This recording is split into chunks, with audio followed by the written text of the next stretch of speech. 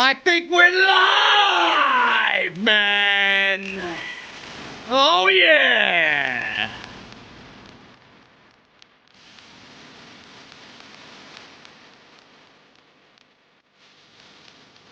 KARRION KROSS has vacated the NXT Championship.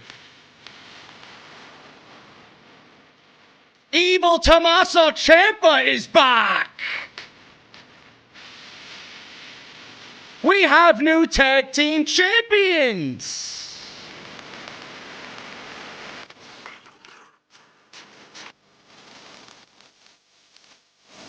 And we have a 60-minute Iron Man match that's going to end up being one of the greatest NXT matches of all time. But could Triple H have done it better? We're going to talk about it.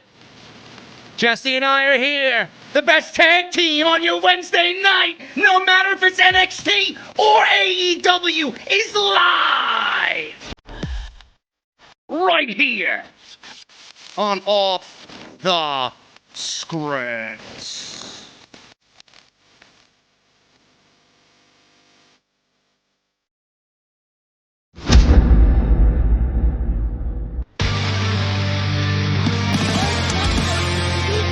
Delete! This is fun.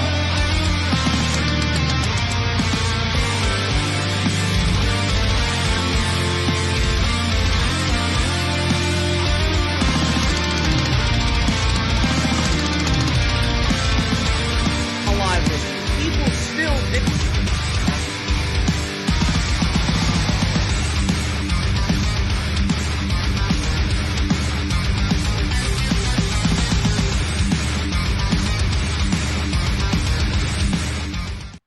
What is going on, guys? Thank you so very much for joining us right here on Off the Script. This is your NXT review for August 26th, 2020. I am joined by my very good friend, Jesse.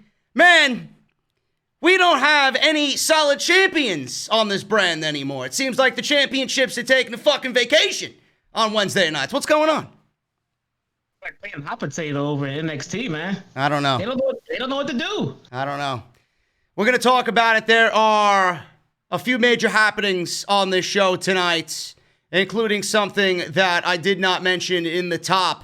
Wade Barrett is back in WWE on NXT. He did a very good job on commentary, filling in for who was Tom Phillips and who I miss in Nigel McGuinness. But again, no Mauro Ranallo. I got news on why Mauro has not been on the show, so we'll go over that as well. I also have a very interesting piece of information coming out of TakeOver regarding Adam Cole and Pat McAfee as well, and what they did, or I should say lack thereof, of preparation in their match for whatever they did at TakeOver 30.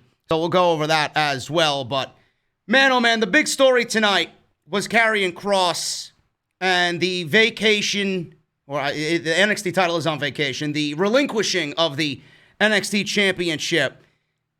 I was hoping that it wasn't going to end up this way because he was interviewed by various outlets, and obviously he was playing, his character, saying that he loves the pain, he loves, going through the challenges, and no matter what, he's going to defend that title, and he lives for this, and blah, blah, blah. Comes out in a arm sling with Scarlett, holding the NXT championship. And we'll go over what he said when we get into the review, but he vacated the championship. There is no NXT champion.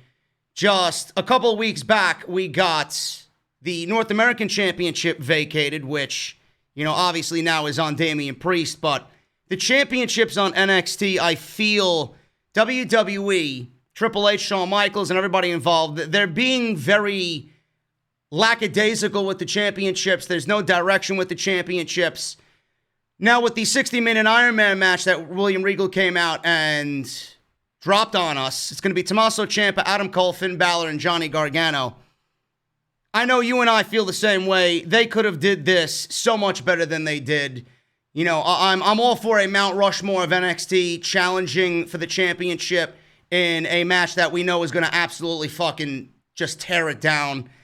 But has NXT lost their vision on creating engaging television? Have they lost their vision on creating new superstars?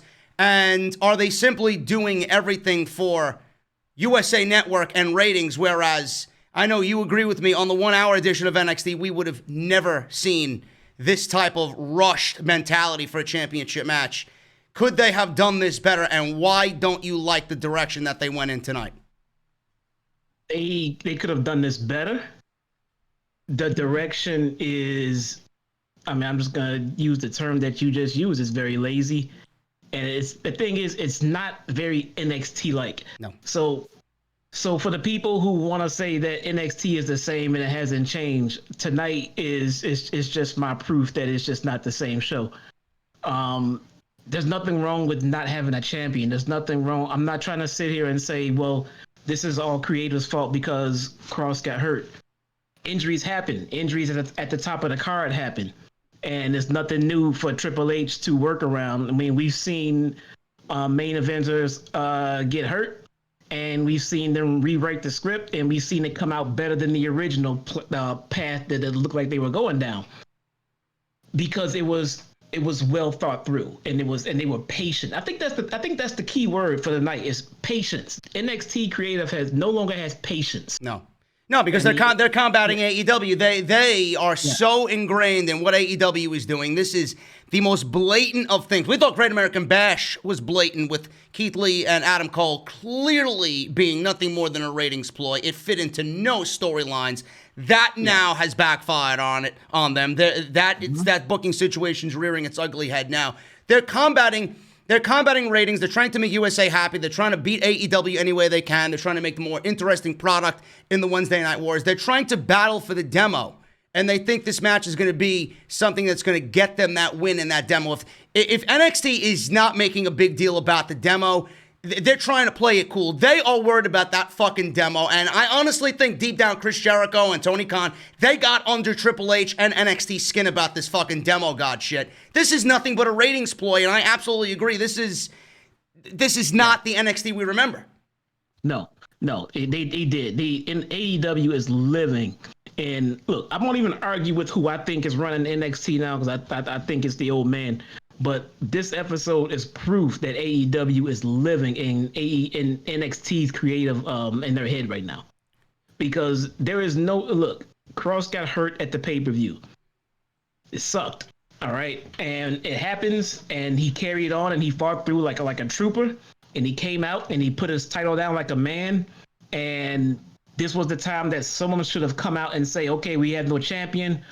We don't know who we want to give these opportunities to. We're going to figure it out in a tournament or this or that. Or the point I'm making, I'm not saying since they didn't do a tournament, which is what I wanted, that I don't like it. The point I'm making is they lost the champion tonight. We don't need a new champion by next week. No, we don't. We need a new champion. We need a new champion, period. But WWE, you know, I mentioned this to you via text, that they need a new champion because they went so many weeks without a North American championship or champion. And now they're going, you know, into a similar situation with the NXT championship. They don't want to have this stagnated television with a NXT champion. You know, they would rather want the champion crowned immediately for the ratings. This is nothing more than a ratings ploy, like I said. And they, you know, deep down in me, I want to think that Triple H wants a champion that they could build a storyline around going into the next takeover. They don't want the bulk of this television time taken up by a tournament to then crown a champion at takeover, which to me, I don't see as a bad idea, because you're building new stars and you're generating interesting television or creating interesting television along the way there, which is going to get people to watch your show on a weekly basis, instead of just throwing this shit at the wall on a Tuesday night, trying to beat AEW in the demo, just so that you could come out on Thursday when AEW has their ratings and NXT has their ratings comparison. Oh yeah, we beat them in the demo. Chris Jericho can't sell any more Demo God t-shirts because we beat him. It's so lame, and that's exactly what it is. But I got to even mention this too, man, because I mentioned this to you on text. I don't even think NXT has 8 people that they could put in the tournament because of the shit booking that we've seen, and mixed with the call-ups. Keith Lee got called up. We got Matt Riddle getting called up. Adam Cole is pretty much called up because he isn't really doing much of anything. He's not winning the fucking title next week. Undisputed Era ain't doing shit. I mean, they win a fucking match with Drake Maverick tonight. They're just waiting, yeah. Yep. Adam Cole is basically there to give that match star power. He's basically there to really round out the Mount Rushmore of NXT. That's the only reason why he's there. He's not winning the championship. And for everybody that says that this wasn't a rush job for Keith Lee, that Keith Lee was in the plan to win the NXT championship, no, he wasn't. That match between Cole and Lee was nothing more than a ratings grab to beat AEW. Great American Bash was put together in 1 week. There's no plan, and now it's backfiring on them. I'm not saying that Kross went in there and got hurt on purpose. Shit happens. I feel bad for him. He was going to be a monumental talent to hold that NXT championship. He's going to be the next big thing in the WWE with the way he's been presented. But when they gave that championship to Keith Lee, there was no one else for Keith Lee to wrestle but Kross. They made this problem themselves. Everything was rushed. That's the problem people don't understand. When you gave Lee that championship, you had to give us Kross immediately. That was it. That was it. Keith Lee should not have been NXT champion that soon. He should have been North American champion for a while. No, let me correct you. He should have been NXT champion in February. He should have already been the champion when he was hot coming out of the Royal Rumble. That's when he should have been champion in Portland. Well, that would have been best. Yeah. But just going from just the last what happens when you die? Okay, your last checkpoint. You know, when you get killed in the game, you get back to your last checkpoint. Your last checkpoint with NXT was that title for title crap. Yep. Keith Lee should have just remained North American champion. The thing is, if it was time for Adam Cole to go, and I can't sit here and say that Adam Cole is too soon. Adam Cole is ready to go anywhere you need him to go. Keith Lee could have used some more NXT seasoning. He could have stayed there a lot longer. He could have become NXT champion, and he needed a legit reign as NXT champion. Now he could have had his theme music too. Yo, God, cut his theme music. Now, don't get me started, man. For all the reports that come out, there's an OTS Extra going up tomorrow. I wanted to rant on it again just to kind of dead the entire situation. There's no way I'm believing these stories that he can't use his theme music on the main roster. When if he was still in NXT come Monday, if he was in NXT tonight, you would have heard Bask in His Glory. Don't give me that shit. Vince changed it because it didn't fit the model of what he looks at when he looks at the main roster. And Keith Lee's wearing a shirt because Vince McMahon thinks he's fat. Okay? That's the reason why. Don't believe this bullshit. Pretty much it. I mean, because why he should have been North American champion for a while. Now look, I get KARRION KROSS is here and he needs to be at the top of the card, and you want him to be champion. What they didn't want to do is have Kross face Cole, which essentially messed everything up. If Cole was going to leave, he should have been dropping the title to Kross. Period. Just period, dude. I mean, I don't care how you got to book it. That's their job to figure it out. Produce it, that's your job. But Cole has been the longest reigning champion, and Kross is your next top guy. You just use Keith Lee to make him a trans. I mean, that was pointless. Cole should have dropped the title to Kross. Keith Lee should still be there as North American champion. Kross should be NXT champion. And that's a feud they could have built to down the road. Well, this is all their, like I said, this is all their fault. Like you said, the last checkpoint is the Great American Bash. You know, I'm going back before that. If Keith Lee was the champion in Portland like he should have been, beating Adam Cole at TakeOver Portland, he could have had a decent reign for an NXT champion. And when Kross made it to the main roster and beat Champa, they could have immediately went to that feud or been teasing it well before that. And then when you get to TakeOver 30, the match would have made more sense. They couldn't do Adam Cole and KARRION KROSS because it would have been disrespectful to Adam Cole, and you don't want to bury Adam Cole like that. And if Tommaso Ciampa lost to Kross in 7 minutes, what was Adam Cole going to do against Kross? You can't treat a guy holding the NXT Championship for 400 days like that. So it was never going to work itself out. Like we all said, they booked themselves into a fucking corner, and now this is karma's a bitch for NXT. Yeah, everything is incomplete. The end title, I mean, don't even get me started on the tag team titles. We'll talk about that. I know you didn't like that too much, but I got, listen, I agree with you with what you told me. We'll give you the stage to talk about that. But, you know, NXT UK is starting up in 3 weeks, and that's the reason to me why I think they took the championships off of Imperium. But, folks, that is the gist of the situation. So it's Tommaso Ciampa, Johnny Gargano, Adam Cole, and Finn Balor for the NXT Championship next week. Fatal 4-way, 60-man Iron Man match. It's going to be pretty much the entire episode next week. They're calling it Super Tuesday. And as a quick prediction here, Jesse, who do you see winning the NXT Championship? I'm going with Finn Balor. I think now is the time to do it.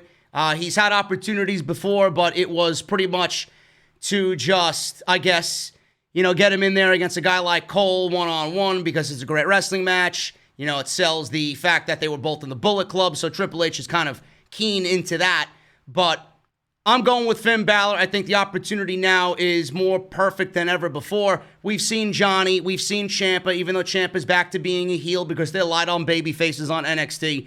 And I think if either of those guys win it, you know, people are going to be disinterested in NXT because we've seen so much of those guys at the top. Adam Cole's getting ready to be a main roster superstar in the next couple of months, so he's not winning the championship. Balor's the guy. And the fact that Kross is out with the same injury that cost Balor the Universal Championship, I feel like it's just a story that writes itself. So I'm going with Balor and him getting the championship in the same way that Kross was out. He was out. I think he's going to do it. And that story right there is just great for Balor to tell. I don't know, the idea of Ciampa coming back as a heel kind of threw me through a little bit of a loop, but I'm gonna stick with my original idea. I think we go with Gargano as champion, and I think soon, I don't know about soon, but before he loses that title, we get the Poison Pixie versus Io, and I think we have husband and wife champions at NXT. That's a good prediction, too. I didn't think of that. You know, Candice LeRae, we talked about this last time we were here. Candice LeRae and Io Shirai is the money match. It's not Rhea. For all you Rhea Ripley fans out there, it's not Rhea. It's Candice and Io versus each other for that NXT Women's Championship. That's the money match. Yeah, I can see that happening. Yeah. And that's a story to tell. And that's more of the NXT-like story to tell. Same way they did with Undisputed Era. And they told you, like, before this year is over, we're going to be draped in all of the gold. And sure enough, in their long-term booking, that's what happened. I think we can see somewhat of the same thing here. They're building the Garganos as this evil couple and everything else, and none of them in this particular role have really held any real gold. So I think both of them holding both the titles will be a real good fit. And the funny thing is, Triple H loves all 4 of these guys. So these guys are definitely Triple H guys. And if there was a Mount Rushmore of NXT, I mean, you're probably looking at it next week in this Fatal 4-Way. It's going to be great. I can't wait for it. I'm glad it's on Tuesday so I could watch it in peace without, you know, either watching it the next day or, you know, watching one over the other. I'm absolutely loving these split evenings. It's so much better for me because I have a dedicated night to do 1 and not worry about 2, and I can do whatever else I want during the day. What do you think of this schedule with them being preempted next week for hockey and then AEW being preempted tonight for the NBA playoffs that didn't happen tonight because they postponed the games, and them showing up on Thursday night? What do you think of this altered schedule the last couple of weeks? Here's what I hope. I hope all of the wrestling fans come out and support both shows on their separate nights. Because I want NXT to blow up the ratings on Tuesday, then I want AEW to blow up the ratings on Wednesday. And then I want the powers that be to look at this and say, this is stupid. Yeah. Let's just move our days and let the wrestling fans have wrestling on Monday, wrestling on Tuesday, wrestling on Wednesday, wrestling on Friday. That's what we want. Yeah. I think that would be great. I wish that would be a dream come true for me, especially with my work schedule here. But people in the chat asking where the AEW review is. I did not do it because it fell on a Saturday, and I overworked myself to a point where I got sick this weekend, and I did not want to add another live stream to the overwhelming workload that I had SummerSlam weekend. So whatever you guys want us to talk about tomorrow, we will talk about, because it's going to be a big show. It's live. There's going to be fans there. But we will talk about our thoughts on Cody and Brody Lee and the TNT Championship and Thunder Rosa and all that stuff. So if you guys are interested in that, so make sure you guys show up tomorrow for the live stream because that's where it will be. And tonight is NXT, and we're going to go over the show in just a little bit. But I want to thank you guys so much for joining me. We got 1,100 strong in the chat on a Wednesday night for NXT. Thank you guys so very much for hopefully making us again the #1 live stream in the community and spending your time here with us. Make sure you follow me and Jesse on social media. You guys can find that right on screen at JD from NY206. And Jesse's Twitter is right underneath his camera panel there on the live stream. So go hit him up there. Make sure you guys check out the videos that I uploaded this week as well as today. We did some investigation on Retribution, and then I followed up on that story again for tomorrow. So you guys got back-to-back extras. Extra was absolutely on fire today. A lot of people showed up for that. I'm not sure if it had to do with the title of the video or the contents of the video, but apparently people are very interested in who is under the mask in Retribution. So make sure you guys go and check that out. I also talked about the real reason why Keith Lee had new theme music on Monday Night Raw when he was being not buried, but he was portrayed in a very negative light on Monday Night Raw with a lot of different things going wrong, especially the creative. So make sure you guys go and check that. Patreon is always live, patreon.com/JD from NY206. Make sure you guys hit that subscribe button down below. Turn on that bell for notifications. Hit that thumbs up in the stream. We got 313 likes right now. Let's try and get that to at least 700 before the live stream is over. That is the goal, guys. 700 before the stream is over. Super chats are open. So if you guys want to hang out with us, Hoot Media is in the chat. #1 right now says Hoot Media. Thank you, Hoot Media. Appreciate your work. That is the best thing that I could hear in the chat. When we're #1, it makes me happy. So there you go. Hoot Media doing excellent work there. Like I said, super chats are open if you guys want to hang out with us and ask us whatever you want, wrestling-related, life-related, music-related, whatever the hell you guys want to talk about. Super chats are open when we hang out at the end of the stream. And today's podcast is brought to you by Audible. Make sure you guys go and check Audible service. They are awesome. audibletrial.com/offthescript. 30 days of their service free. Absolutely free. All you got to do is sign up, and then you guys are going to get one free choice at an audiobook as well, complimentary on them. You guys got over 200,000 choices to choose from. So if you guys like something for free, if you want to support the show, if you want to support Audible, go and get your fucking book, man. It's worth it. I got one. It's great. And you need something while you're working around the house or swimming in the pool or laying in the pool, having a nice cold beverage. It's great. Make sure you guys go and do that for me. Every bit helps out the show. So let's start at the top, man. We will go from top to bottom here. I got some news stories as well thrown in here. KARRION KROSS vacated the NXT Championship. We already discussed our thoughts on that. He came out with Scarlett, and he said, "I told you." He spoke into the camera. He said he made good on his word when he ripped the title off of Keith Lee's carcass like flesh from bone. He said he was in pain, but he liked it. His arm was separated. He said there's no way they were going to let him defend the championship in this condition. So on this path, there are obstacles, but for him, the obstacles are the path. He laid the belt down in the middle of the ring, and it was almost engulfed in the smoke that usually kind of follows him in his ring entrance. Scarlett set up an hourglass behind it. Kross said this changes nothing, and God help the obstacles that end up in his path. Now, Jesse, I know you mentioned this to me. I am completely in agreement here. It's in the thumbnail. Salrex put it in the thumbnail.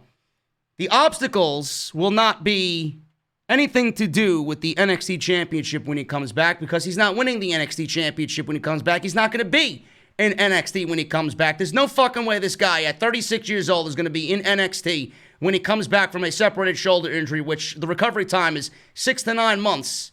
More like 8 months. Balor was back in about 7 or 8 months, right? He's not going back to NXT. He'll be back later next year, probably around WrestleMania time. He's going right to the main roster.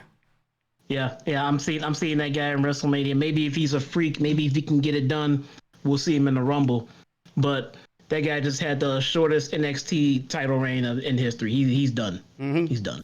And if he's on the main roster, I mean, there is a plethora of talent. I'd love to see him in the ring against one guy that jumps off the top of my head. He'll be buried in a month or so. Bray Wyatt, his career will be over. Maybe we could get Kross versus Bray Wyatt, the Fiend, going into WrestleMania next year. That sounds like a decent matchup right there. And then Bray Wyatt can just go into jobber status and start putting others over. Because you know he's losing that title to Roman Reigns. Yeah. He's been in jobber stat, but never mind. Bray Wyatt is buried, folks. He is buried. Now, I'm gonna make a bold prediction right here. I haven't really discussed this with anybody.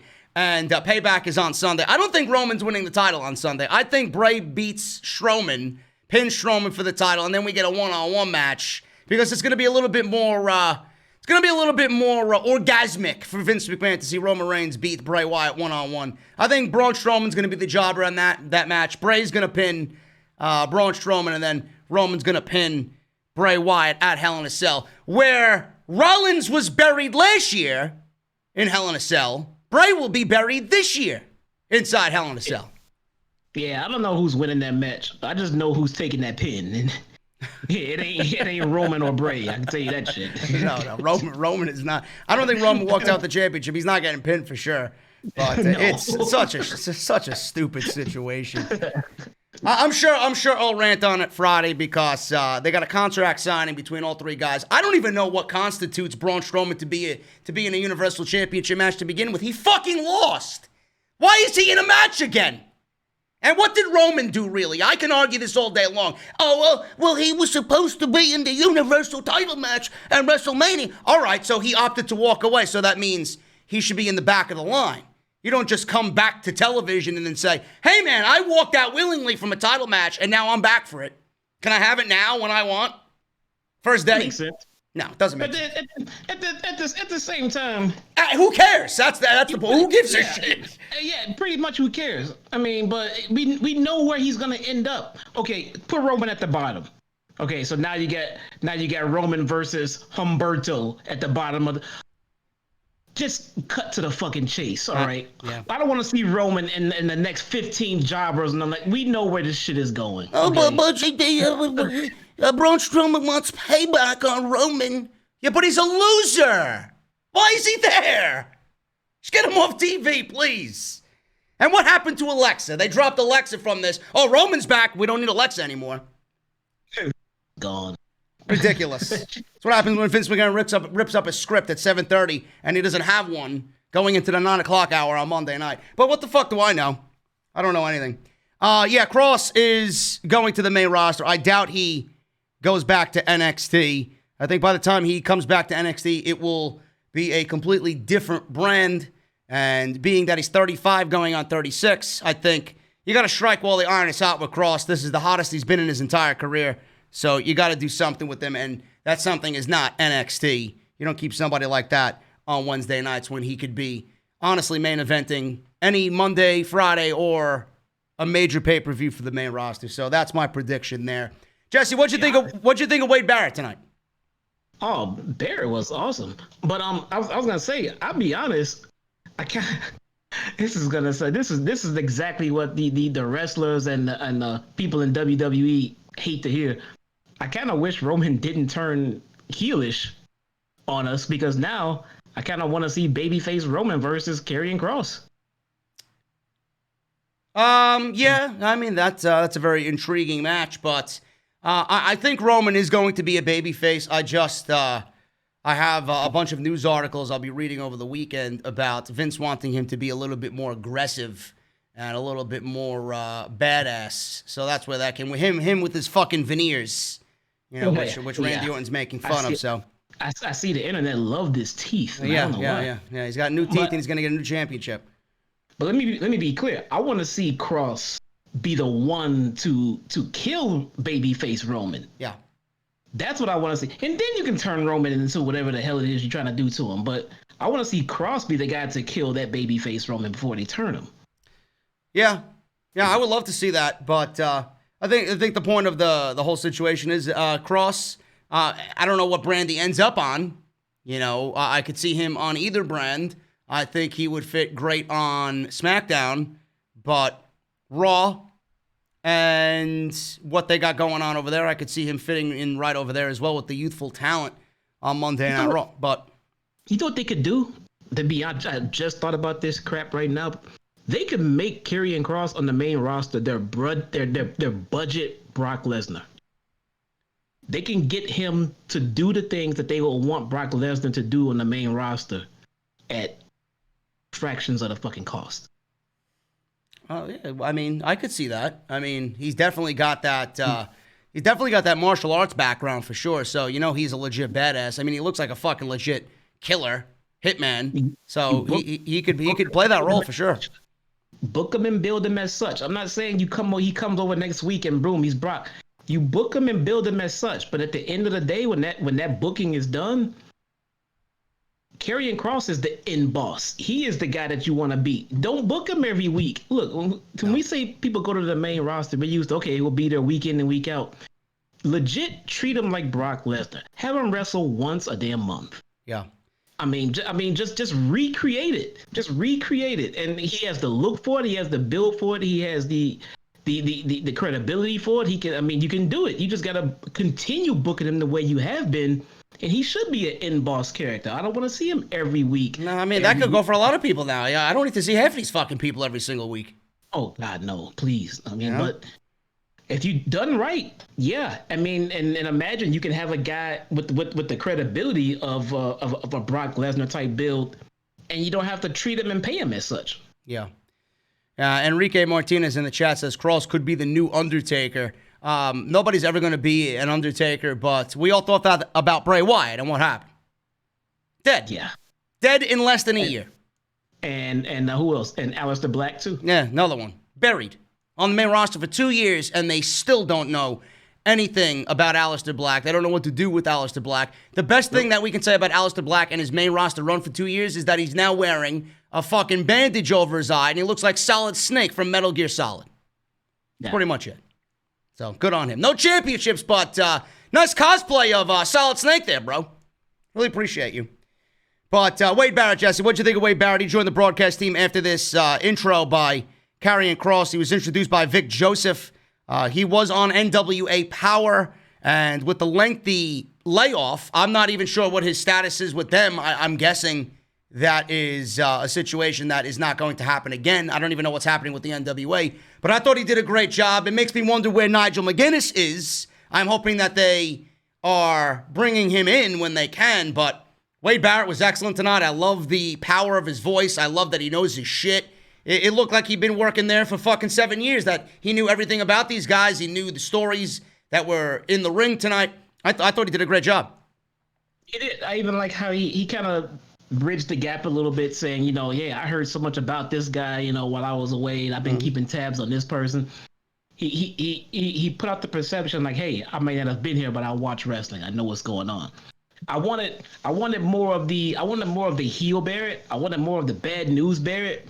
But I can see they maybe they want to dive into that pool right away. But he said he's coming back next week. The report said he was just a one-off, but he said he's coming back. So the report I'm looking at right now says it was a one-time deal. He's coming back next week. He said for the Fatal 4-Way 60-minute Iron Man match that he doesn't want to miss that, so he's definitely coming back next week. I mean, once you step foot in there in that company and you say it's a one-off, they're not letting you get off there so easy like that. No. They're keeping him. They're signing him, whether he's a commentator, whether they coerce him into wrestling again.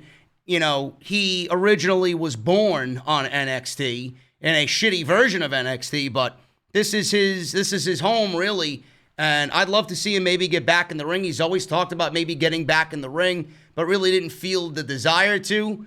Maybe being there and being around this product, even though it's not like we remember it, maybe this will give him that motivation to get back in there again. Who knows?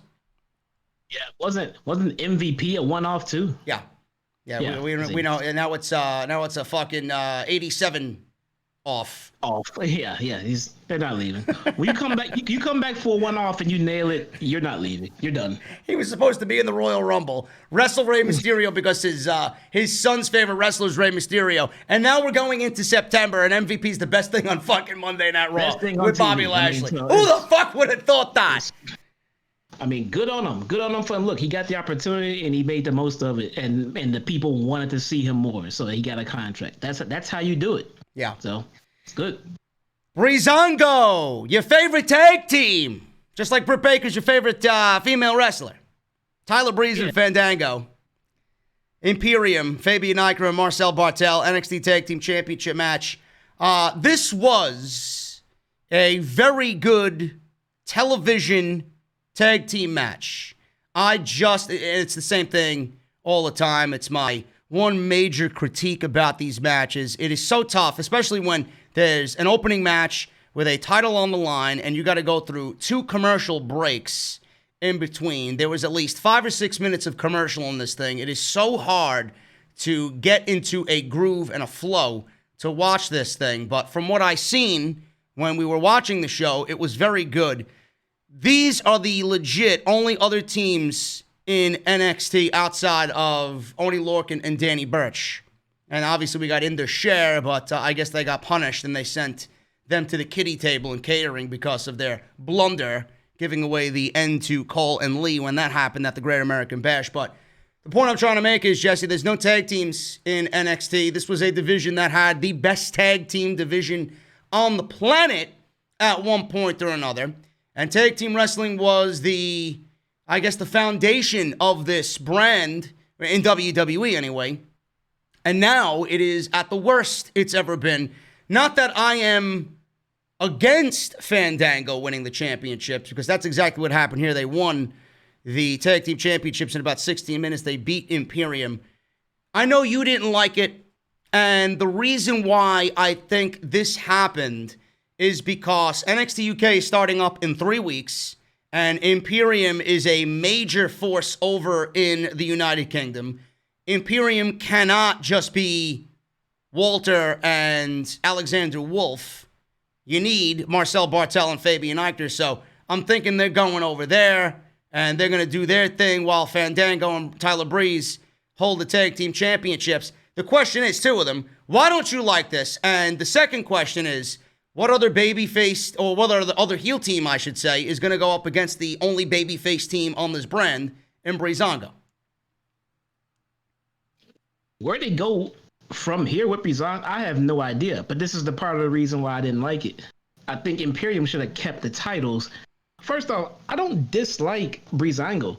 I dislike how they were booked on the main roster and how they found a gimmick that worked, and the creative ran it into the ground to the point where you didn't want to see it anymore. Then it got shipped over here where I thought they'd be taken a little bit more seriously. You can keep the same gimmick, but just be a more legit tag team. But they came over here and were booked with the same antics and the same thing that just made them a joke. So I just said, okay, well, they're just here as a comedy act. They're here to put other talent over, and that's what they're going to do. They're experienced. They can do that. Fine. Well, now it turns out they need the titles to be here on NXT, and Imperium needs to go back. And now they need champions, so they put them on Breezango. Well, now it doesn't make any sense. But now they have been booked like champions. They don't feel or look like champions, and there's nobody for them to compete it against. So I would have kept the titles on Imperium. Let them go back to NXT UK as the NXT Tag Team Champions. Let them get a couple of wins over there while NXT spends some time building up tag teams, because they have none. And when they get one that's ready to compete, bring Imperium over, get the titles off of them, and then do what you want. Now, I'm gonna stop you right there. With that logic, I don't mind that. You know, I think they're so good, Bartel and Aichner, that they could do that. I don't think the NXT creative team is like it was. They're not thinking that far ahead. They're not thinking with this important, epic feel behind it. Everything is now week to week. Everything's for the ratings. Everything is just for, a demo, situation. I like it, but if they put the titles on NXT UK and they got their champions in the US on the UK, Now that makes 2 championships that are off the brand, and the only championships that are there are the Women's Championship and the North American Championship. You think it's a situation where they might have thought that, where they didn't want to take the championships off of them, but they simply put it on Breezango to keep the championships here because of what happened with the NXT Championship? Well, let me preface it with this. If there's any kind of travel issue that we are not aware of as far as restrictions or going back and forth, then just forget everything that I'm saying. But if travel is not a problem, then what I'm saying is they can stay as champions in NXT UK, and they can come back to the States and defend the titles, have the same way in the same vein of the Women's Championship floating between brands. They don't have to be at NXT full time. They have plenty of time in NXT to build new tag teams, make #1 contenders, and then, hey, pop up. They've had #1 contender, and then boom, have Imperium show up in a surprise visit, beat them up, start the feud, and you go from there. They don't have to be here full time, but don't stay away for 8 weeks either. You can pop up. You got promo packages. You got Zoom, all that crap to keep them involved in the storylines, but not here unless you need them here. And you work to a way to get those titles off of them. But what they're saying is, we need new champion. I feel like this. There was something wrong with the NXT title tonight. There's an issue, I mean, with the North American title and the fact of now the top champion is actually Damian Priest, who is someone that title is trying to make and not him making the title. So you got somebody new as a champion. So in that vein, you don't need them here every week. You just need them here to put their new champions over when you get them. So what is the rush job for? There was no problem with the tag team titles until now. Now there's a problem with those. Yeah. Well, listen, if Imperium shows up in the next couple of weeks and they're not on NXT UK, then I'm going to have a fucking problem with this because I don't think they should have been beaten at all. And I agree with you. Rematch next week. Watch. Well, I hope that's not the case. Then I'm going to take back everything I just said because I'm giving them the benefit of the doubt here because of NXT UK starting up in 3 weeks and they are needed over there with Walter because he's still the NXT UK champion. So I'm giving them the benefit of the doubt. If we see these guys next week or the week after that and they get a fucking rematch against Breezango, then I'm going to be fucking pissed because it really didn't make any sense. And like you said, I do agree. Breezango has not been put in a position to even look like champions, but, you know, it was either sink or swim with these guys. What the fuck are they doing there? You know, this was their first championship tonight. And I mentioned this last time I was here with you. We went into a whole spiel about Legado del Fantasma. You know, Santos Escobar is excellent at what he does. And I love that group. I love the makeup of him with Wild and Raul Mendoza. After tonight, I'm like, holy shit, we just talked about that last week.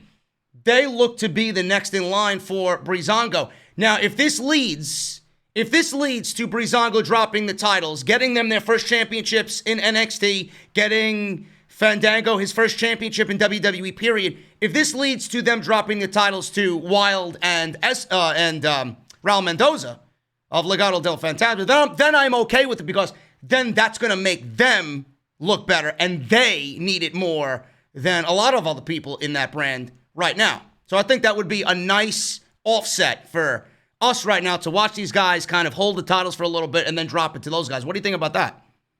No, I mean, if you just wanted the titles on Legado Fantasma, then just have them beat Imperium and have them just ship them off to UK not to be seen for a while. I know, but you can't. You could do it because there's no fucking crowd. But WWE's still booking this shit with the mentality that people are watching heels and baby faces. The reason why they didn't do that is because Imperium are heels and Legado del Fantasma is the other group, the other trio here besides the Undisputed Era that are the biggest heels on the brand.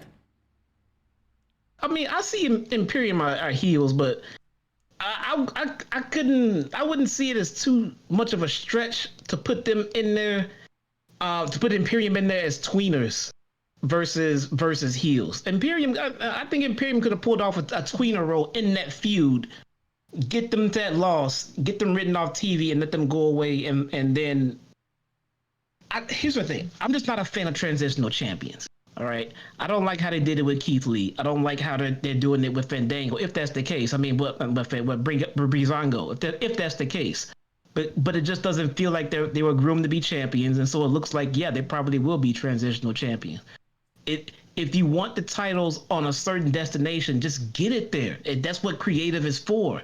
It shouldn't have to go heel to face and back to heel. I mean, just get us there creatively as opposed to just throwing the titles around like hot potatoes. Yeah. Yeah, we'll see. I mean, any way you look at it, Breezango won the championships for a reason. You know, I want to have faith in Triple H and Shawn Michaels here and William Regal for giving these guys the championship. And another thing that I want to point out is that this was their fallout show from TakeOver. So they wanted to start this new road to the next TakeOver off with a bang. Maybe they are leading to Fandango and Breeze to defend those titles against Phantasma. I'm not sure. I want to think still, even though it's not the same, that they are doing things for a reason. And I hope that's the reason. And the reason for Imperium losing is going over to NXT UK to do what they got to do over there.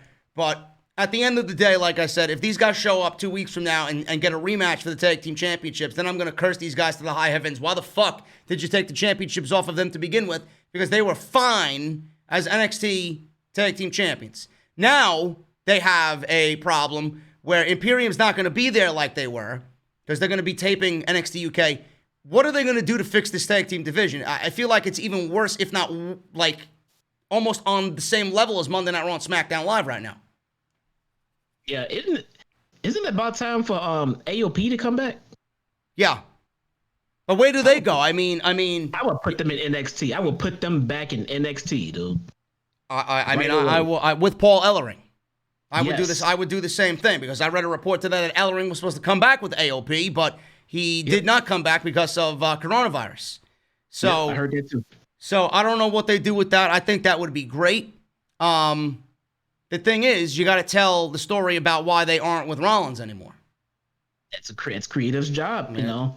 I can't look at them on the main roster and all of a sudden I see them in NXT. Maybe they get drafted. That's a perfect thing for the draft. Save it for the draft. If Razor and Akam are back, then draft them back down to NXT. Perfect. Yeah. I mean, again, that's what creative gets paid to do. Give me an hour, and I will come up with a logical reason why this is happening. They get weeks upon weeks, and they can't come up with something. Write something. Yeah. Either way, Breezango won the tag team championships, guys. First championship of any kind in WWE for both guys. Tyler Breeze, here I am thinking Tyler Breeze won a singles championship on the main roster. He didn't. This is his legitimate first championship in all of WWE. He didn't even win a championship in NXT back in the day, and he was one of the best wrestlers on that brand when they were just getting their feet wet. But they went to commercial break. The heels were beating down the baby faces. Fandango fought his way out. Eichner caught a flying Fandango off the top rope, hit a DVD, and then hit a moonsault, broken up by Breeze.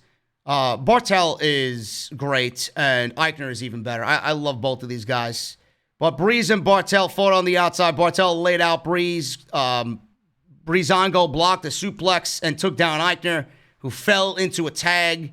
Fandango wanted a tag, but Breeze was laid out. Bartel and Eichner hit a double team move, and Bartel covered for a 2. They both were very frustrated that they couldn't put the baby faces away. Bartel and Eichner made a tag, set up a corner drop kick from the outside, but Fandango moved, and Bartel accidentally nailed Eichner. Hot tag by Breeze. Eichner took him down. Eichner was the legal man in this situation.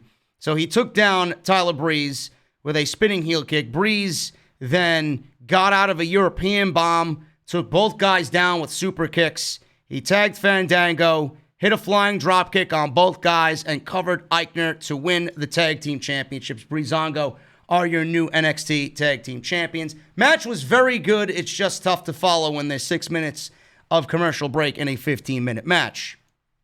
Damian Priest, he's the new North American champion coming out of TakeOver. He said the party continued on. Timothy Thatcher then popped into his promo and said Priest was acting embarrassingly bad as champion. He wasn't equipped to take him on. So Thatcher wanted a shot at the championship. Priest took a sip from a bottle of champagne that he was drinking. Must be nice. And he told Thatcher, well, you may say that, but it looks like I am well equipped. Now, we don't know what he was talking about because he was in the hot tub with 2 lovely women. But is he talking about something else, or is he talking about the NXT North American Championship? I don't know. But Priest walked off, and Thatcher just stared him down. Are you interested at all in a Timothy Thatcher, Damian Priest feud for the North American Championship? Because I'm telling you right now, I'm not. Priest is your boy. Yeah. I was never big on Damian Priest. I don't dislike him, but I just don't think he is where they think he is currently. I don't think he's quite, like I said before, I think this is a perfect situation where the title is trying to make the man and not vice versa. Yeah, hopefully that title can make him a little bit better. I think there's obviously room for improvement there. He's certainly not going to make that championship. That championship right now, probably, just comparing the championships, is probably more prestigious than the NXT championship at this rate. But yeah, it needs a, yeah. I wish they would have went with a hotter hand.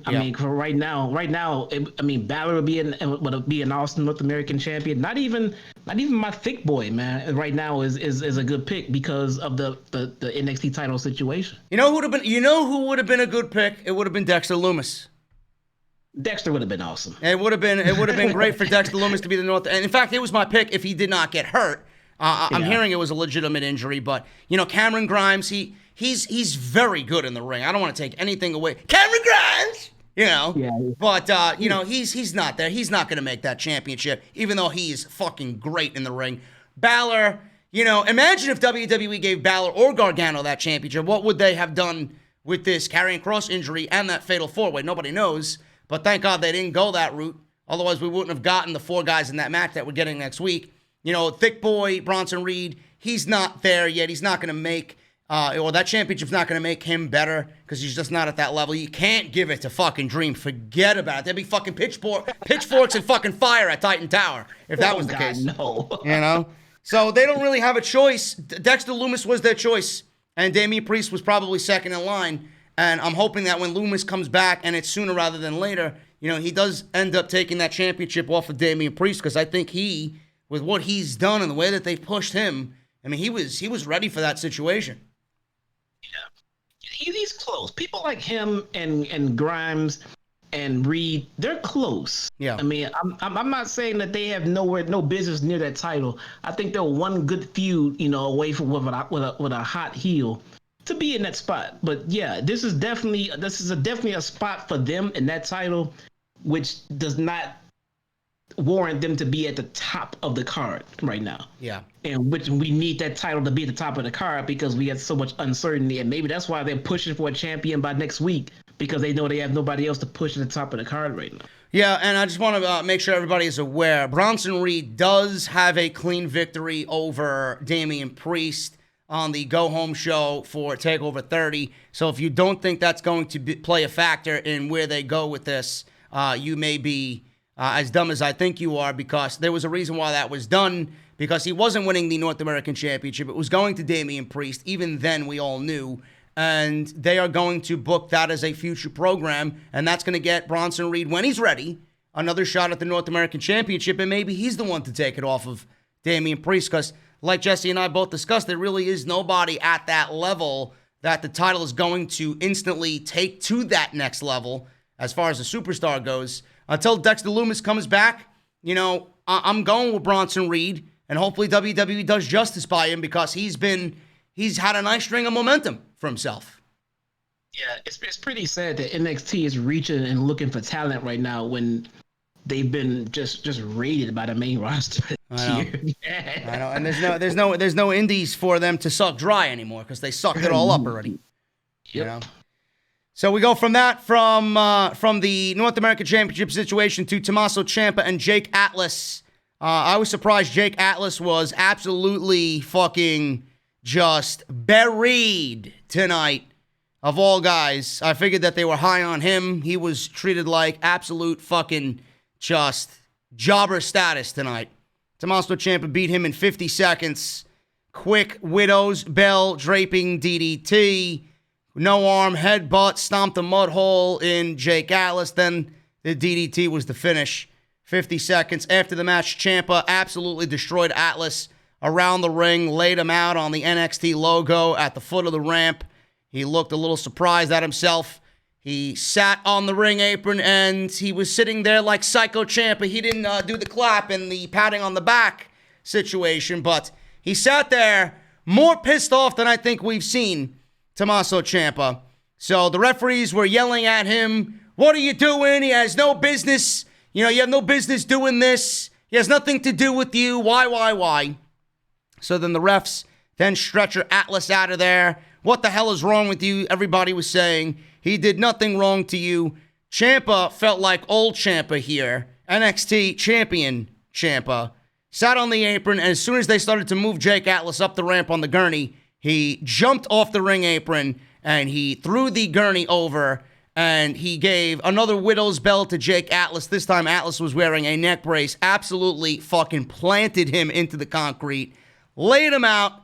He looked over at Jake Atlas and smiled, and I'm saying to myself, this is what got me excited about NXT in the first place, and that was Tommaso Ciampa.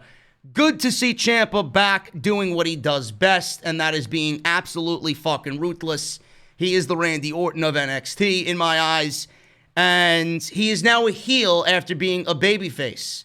He went away babyface, he came back heel, and why do you think that is, Jesse? Are they really that light on babyfaces right now? And with Ciampa and Gargano both heels, where are they going as far as direction for both?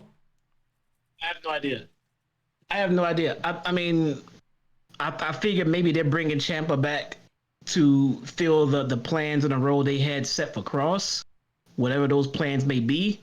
If that's the case, then maybe there's their next champion. Maybe it is Ciampa, but I don't know. I mean, let me ask you this. I just thought about this now. Would you have booked Ciampa to return to ambush and destroy Cross in retaliation for his loss, and that attack put Cross on the shelf?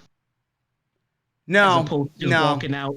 I get what you're saying. That would have been something. If I was sitting in a creative meeting, I probably would have thrown that out the wall there, and said that. Right? You don't want to.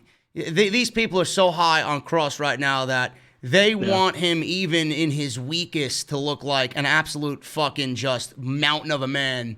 And they don't want him showing any. Even in his promo tonight, he didn't show any fucking. If this guy was able to fucking defend that title, he'd do it with no arms. That's the perception they wanted to give off with him. So yeah, I get what you're saying, but I don't think they would have done that. Yeah. That's why they picked this fucking schmuck, Jake Atlas. So we got heel Ciampa here again. I gotta actually again this question. With the baby faces being light, I think Finn Balor was a heel. Does he just kind of turn babyface just naturally here in this situation if he wins the NXT Championship? And do we see Balor versus a Ciampa for the NXT Championship as a program? I think Balor was tweener. I think they left Balor tweener intentionally just so they could fit him into different feuds just like this. I don't think he was a set heel or a face. Yeah. It's going to be very interesting here. We got Ciampa and Gargano both on the same path, both heels, both going for the NXT Championship. Next week is going to be very interesting, and this show was kind of interesting up until this point. We got a major title change, the NXT Championship being vacated, and a major heel turn by one of their biggest names. So NXT was firing on all cylinders, whether it made sense or not. They really wanted to make a very important program tonight following TakeOver 30. So we'll see what happens there. Candice LeRae spoke in a backstage segment about Tegan Nox. She said when Nox signed, she reminded her of herself. She said they were friends, but Tegan doesn't get her anymore. Where was she when she was needed? LeRae said she was on the right path, and Tegan could be too. If she doesn't want to follow that path, she might as well stay out of LeRae's way. And if not, too bad. LeRae continues to shine as a heel. I'm loving her as a heel. I think if she's getting in this program, this mini little feud with Tegan Nox, she's going to dispose of Tegan Nox pretty quickly. And then, like Jesse and I said, probably move on to Io Shirai and the Women's Championship. That's the way I would book it. I don't know if NXT is thinking that way. But Candice LeRae, how long are you going to sit on this woman? Why are you sitting on this woman for so long? I'm loving her in this role. You think the time is now to strike with Candice LeRae? I guess they got plans for it. I mean, so let's see what they are. I mean, they haven't gone too far in the wrong direction except when they ruined Rhea Ripley. I mean, but other than that, I mean, let's see where they go. Io is champion. awesome, great. She can stay champion as long as they want. You know, if they want to put it on Candice, okay, show me a great match, and you can do that title change. Outside of that, nobody else is touching that title in NXT. Yeah, I agree. I agree with that. We got Bronson Reed, thick boy Bronson Reed interviewed, and Austin fucking Theory is back, even though he was ousted in speaking out movements.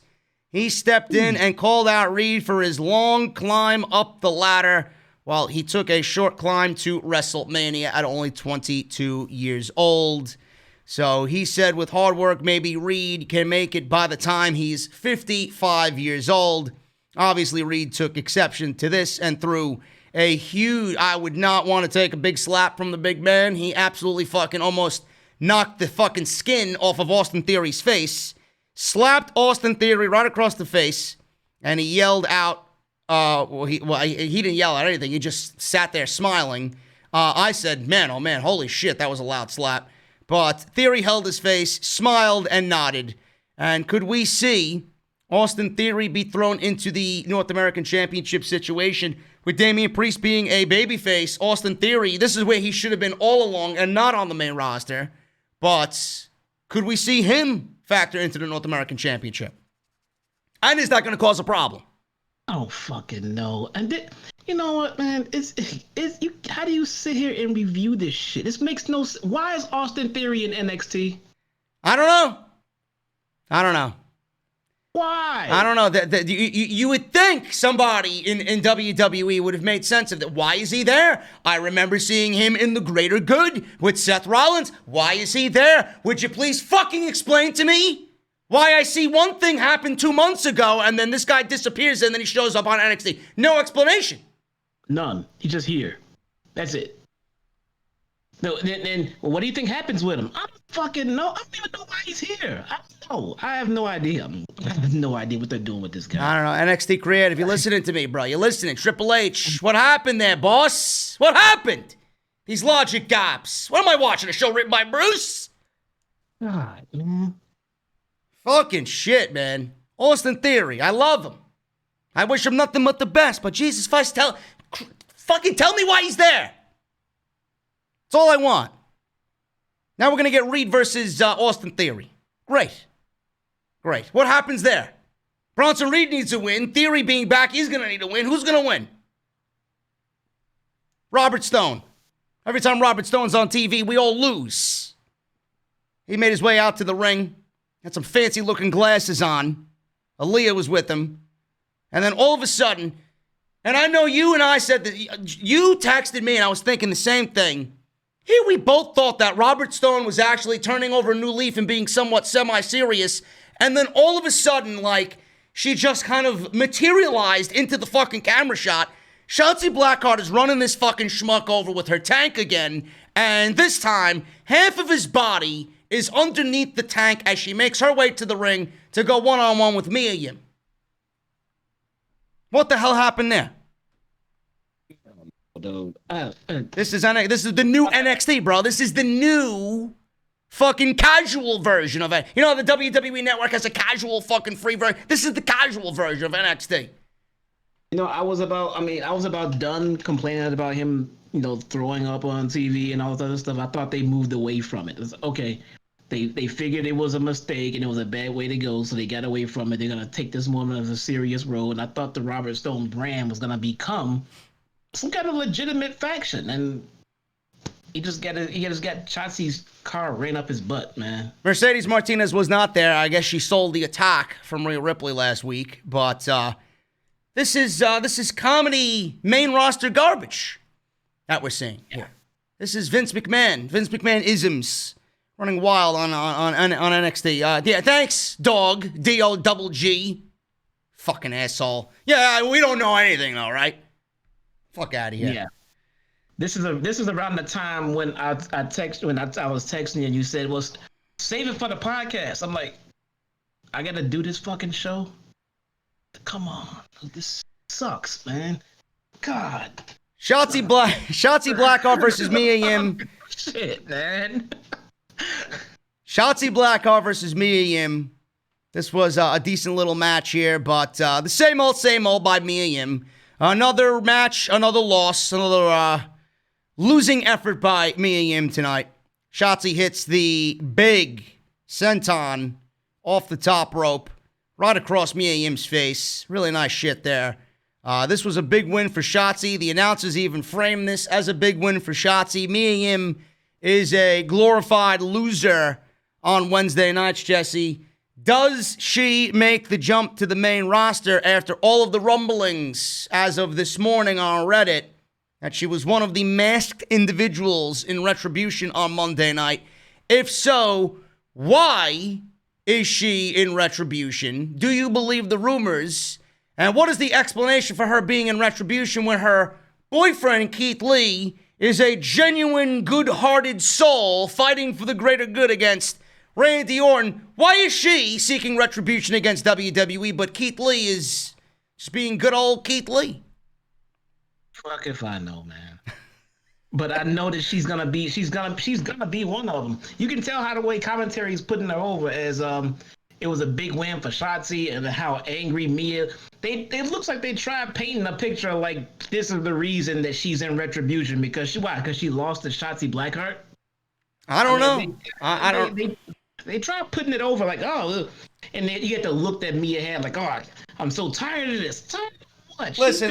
If you guys are confused about what we're talking about, I talked about it on OTS Extra today. Go and check out the video. It's about 25 minutes long. I followed up with the report tomorrow on a video that's going up around noontime. So make sure you guys check that out as well. And I go into it a little bit more detailed. But the news coming out of Monday Night Raw was that Retribution is 6 people deep. Now, I know for a fact that one of them was Dijakovic because he's got a very, very he's got that stance that you can't miss. And the way he was walking in the ring when he was beating up Dominic and Rey Mysterio, it was Dominic Dijakovic, no question. Dio Madden, there's not a lot of big black dudes in the WWE that look that big. Dio Madden's a big motherfucker. So the only thing we didn't see is his dreads.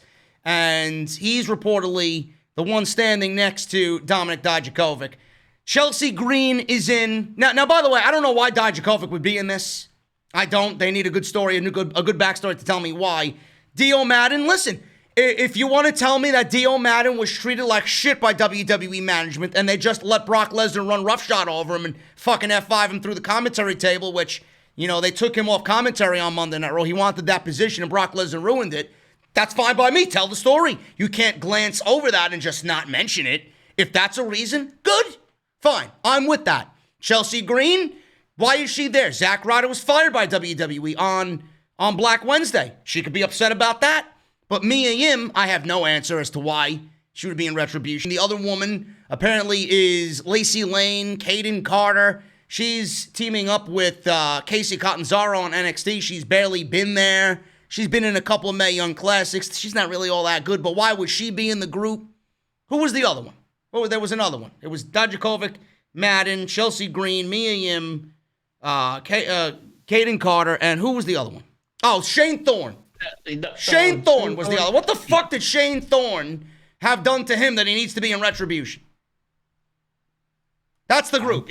I'll give them the benefit. Let them finish telling the story, and maybe it'll make sense. It won't, but maybe it'll make sense. But it won't. Now they could be acting on behalf of somebody, maybe a greater power here. I don't know. I even said, I joked around on social media. I'm like, well, Tommaso Ciampa came out looking like somebody at Retribution with that fucking black leather hoodie jacket he was wearing with the mask. I'm like, there you go, right there. But I doubt that's it. But maybe there is a higher power here. Maybe Dijakovic's not the leader. I don't even think WWE knows who the fuck's in the group, even though people uncovered all these guys, these men and women on Monday night. I still don't even think they know who the fuck is in the group. No, they don't. I mean, if you really think about it, the group is dead on arrival because nobody in there seems like any kind of leader. And if they come with another leader to lead the faction that's a non-wrestler, like a Paul Heyman or something like that, then all of the wrestlers themselves mean that much less. Yeah. Yeah, I don't see any of them as a leader either. And I mentioned this on my Monday Night Raw review. They need to do something quick. Enough of these fucking attacks these uncoordinated attacks. You got to unmask one of these fucking people and start getting people talking. Because the more you do this shit, this rinse and repeat method where you don't know what the fuck's going on, you don't have any game plan, you don't have any long-term vision, people are going to be bored. You know? The reveal is going to obviously pop an interest spike, but you got to keep people fucking interested. You can't pop the interest spike when, you know, they are all revealed. You got to, like, fucking play cat and mouse. All these people trying to chase them away. Nobody thinks to fucking take one of these people's masks off? No, this is starting to have, like, Eric Rowan's crate written all over it. It really is. It's going nowhere. They're seeing how much interest it's getting. They have no direction for it, and now they're kind of panicking. The same thing with that crate. Everybody wants to know what was in that crate. They just want to get it over with, so we got what we got, and everybody frowned at it. We're going to get that same shit here. So Mia Yim loses. She feels to be main roster bound. She's been there. She doesn't really have anything going on for her, but nope. we will see. I think she's main roster bound on Monday Night Raw, being that Keith Lee is there. And you know how WWE doesn't like to break up couples, so that's that. We got Mackenzie Mitchell talking to Dakota Kai and Miss Gonzalez about tonight's tag team match. That was in the main event. Kai said Ripley should mind her own business, but with that said, she wasn't worried. Their team and Rhea and Io do not get along. She said she'll prove she should be the women's champion tonight. Raquel said Rhea would regret, I can't even speak tonight, regret getting in her face. William Regal obviously then came to the ring. We talked about this, the 60-minute Iron Man match. And then Wade Barrett means that he's got to come back next week. Being that he's heard this announcement, he's not missing that one. So that is that. If you guys want to go check our opinion on that, it is at the top of the show. Isaiah Swerve Scott versus Santos Escobar for the Cruiserweight Championship. This was excellent. 16 minutes these guys went. Escobar retains the Cruiserweight Championship. Escobar hit a big palm strike coming back from commercial. Big atomic drop by Escobar. He then was talking shit to Swerve. Swerve then spit in his face. And Scott got to his feet, went wild with rights, lefts in the corner. Swerve laid out Escobar with a big flying back elbow. Escobar bailed. He got out of the ring. Swerve hit a super kick and then hit a plancha to lay out Escobar. Big flatliner in the ring for a big 2 count. Joaquin Wilde and Raul Mendoza came down to distract the referee. They were not there for the entire match until this point.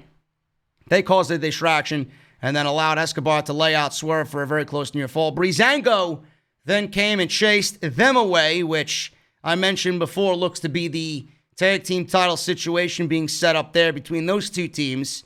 Swerve in the ring hit a German with a bridge for a 2 count. Swerve hit a running kick for another near fall.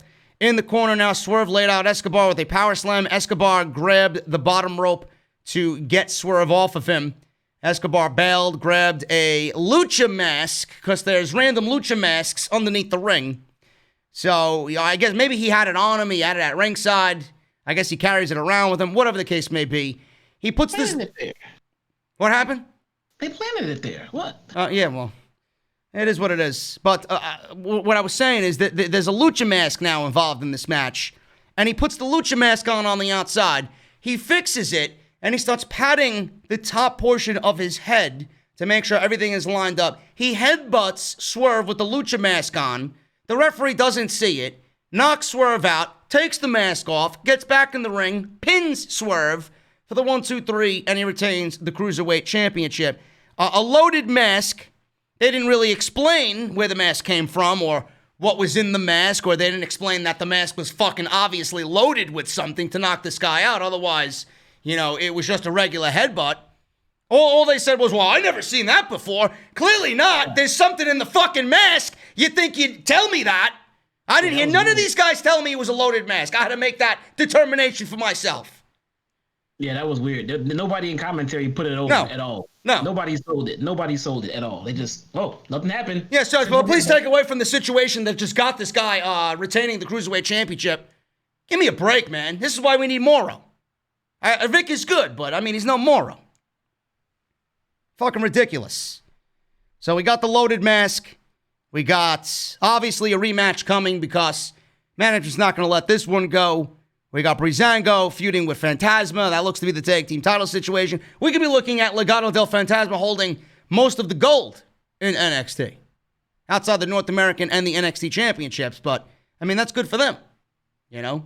And we need tag teams. And Joaquin Wilde and Raul Mendoza seem to be more than qualified to be a tag team in NXT. So, that's going to be interesting to follow. But hopefully they do follow up with this fucking mask next week. Because now one person made a single mention of this loaded mask in this match, and that was the factor in the outcome. Johnny Gargano promoted next week's Iron Man match, blah, blah, blah. You know how Johnny Gargano loves gold, and he wants to be the face of NXT, same shit. Balor said the same thing. He referred to the 4 in next week's match as the cornerstones of NXT, and said he wasn't as much of a cornerstone, but he is a centerpiece. So good on Balor. He is my winner next week. Drake Maverick and Kyle O'Reilly. This was a complete throwaway match. I will say this, Jesse, about this. Kyle O'Reilly looks fucking great, and he looks like a breakout singles guy. I thought about this about him anyway beforehand, but tonight I'm looking at him like this guy could be a huge singles deal if WWE gives him the time of day. He looked fucking great tonight, and he looks great aesthetically. Beard, hair, he looks fucking jacked. He looks great. Yes, I'm glad you mentioned that. We even previously talked about this with the text or nothing like that. But yeah, he was always good in the ring. But as the end of the Undisputed Era run is coming in NXT, it seems like they're trying to give Kyle a little bit more personality, a little bit at a time, which is the perfect way to do it. Back like when they had him come out and be vocal about them losing so much, and he led the charge of them going out and taking crap back over again. You know, and that new look, and yeah, that hairdo, and even the way he comes out when he's dressed up, and it almost looks like just an Amish wrestler, man. Yep. I love it. I fucking love it. Yeah, he looked great tonight, and he beats Drake Maverick, and the situation here was, Drake Maverick doing his typical babyface shit, coming back, doing what he's got to do to win the match, really scrappy type of mentality. We had Drake. Towards the end of this thing, Kyle grabbed a leg and Drake hit an enziguri, so he got out of that. Kyle blocked a sliced bread, and Kyle then hit an Achilles lock. Drake threw rights to break away from it, but he had to tap after the match. Undisputed Era beat down Drake. Fish then grabbed the steel chair, but then all of a sudden, Killian Dane comes out. He hits the ring and cleared out Undisputed Era, paying off his problem with them a couple of weeks ago when his match with Drake was wiped out because of the Undisputed Era. So we got at least some continuity on this show. Not really a good storyline. I couldn't give a single shit about it, but at least they're picking up where they left off with that situation. Dane and Drake stared at one another. Drake then thanked Dane, and we see a new tag team forming with Drake Maverick and Killian Dane, Jesse? And if so, are you interested in that situation? Hope not. And how bad is fucking NXT's tag team division or tag team woes that they got to pair Killian Dane and fucking Drake Maverick together? Jesus Christ. That's what it look like they're heading towards, though, man. He's going to kick his ass a few more times, then feel sorry for him, then lead all their matches and win them all and drag him along with. They're going to become a comedy act. It is what it is, man. Listen, I'm not interested in any of this shit. Kyle O'Reilly was the thing to pay attention to. He looks fantastic. Hopefully they continue to build on that. And maybe it's a sign that Undisputed Era is staying in NXT. I don't know. Yeah, right. I don't know. Okay, sure. Yeah. We hope. We hope. They're gone. Main event, guys. Dakota Kai and Raquel Gonzalez defeated Io Shirai and Rhea Ripley. This was solid. Not really what I call a main event. Should have been the tag team titles, but it is what it is. But this felt a little rushed to me. It didn't have a real impact. It was just there to sell the situation between Rhea and Raquel, and then Rhea wanting the women's championship, yada, yada, yada. Shirai, we go to commercial break. Kai and Ripley started things off for their team. Quick commercial break, and then we come back. Ripley and Shirai were in control. Gonzalez and Kai tried to isolate their opponents in their portion of the ring. And then Shirai ends up hitting a 619 later in the match on Kai. And knees, the signature Io knees in the corner on Gonzalez. Shirai hit a big knee on Kai, hit a German suplex, but Gonzalez broke up the pin. Gonzalez laid out Shirai with a clothesline and then tagged herself in. Shirai tagged Ripley, but the referee did not see it, and Ripley was upset. Suddenly, Mercedes Martinez came out and took Rhea out on the apron. Gonzalez hit a tilt-a-whirl slam for a near fall. Shirai manages to tag Ripley in now. At this point, Gonzalez hit Ripley with a big boot and then pinned her with a choke slam. And Rhea Ripley, Io Shirai lose to Raquel and Dakota as the show goes off the air. So that's that. Dakota loses, but then she gets the one-up in a tag team match here with Raquel Gonzalez. Clearly, it was Raquel getting the pin, so they're going with that. Dakota didn't really factor into the ending. It's going to be Ripley and Gonzalez. Ripley will probably take out Gonzalez, and then she'll probably go after Io. And as always, Rhea Ripley's a loser, and she will continue to be a loser. And I keep mentioning this every time I talk about Rhea Ripley. How the mighty have fallen. She wins the title in December against Shayna Baszler on the last episode of NXT in 2019, and she has lost 8 months straight. She's been a proverbial loser on NXT. And everybody wants to say, oh, it's a storyline, it's a storyline. No, it's not. It's not a storyline because at this point, she doesn't even factor into any storylines. And she's just there. She just exists. Rhea Ripley, to me, I don't know if you're feeling the same way, if anybody's feeling the same way. She's cringe to me right now. And I don't know if it's having to do with the Charlotte loss at WrestleMania, but she is not doing anything for me whatsoever. No, that's not true. Since Charlotte came over, she's been, making Rhea look better. Oh, you smoking something? I'm look, man. I'm trying here. I mean, don't joke like that, man. Come on.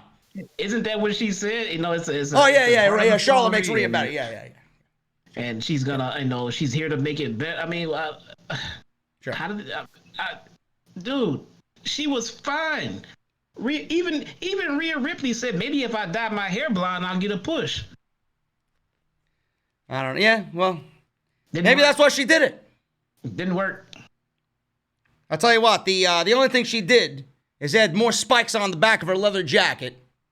Maybe every time she loses, she adds a fucking heavy metal spike on her jacket. As if that's making anything better. Who knows? That was NXT. It was a largely decent show. It wasn't bad by any means, but some questionable shit happening in NXT right now.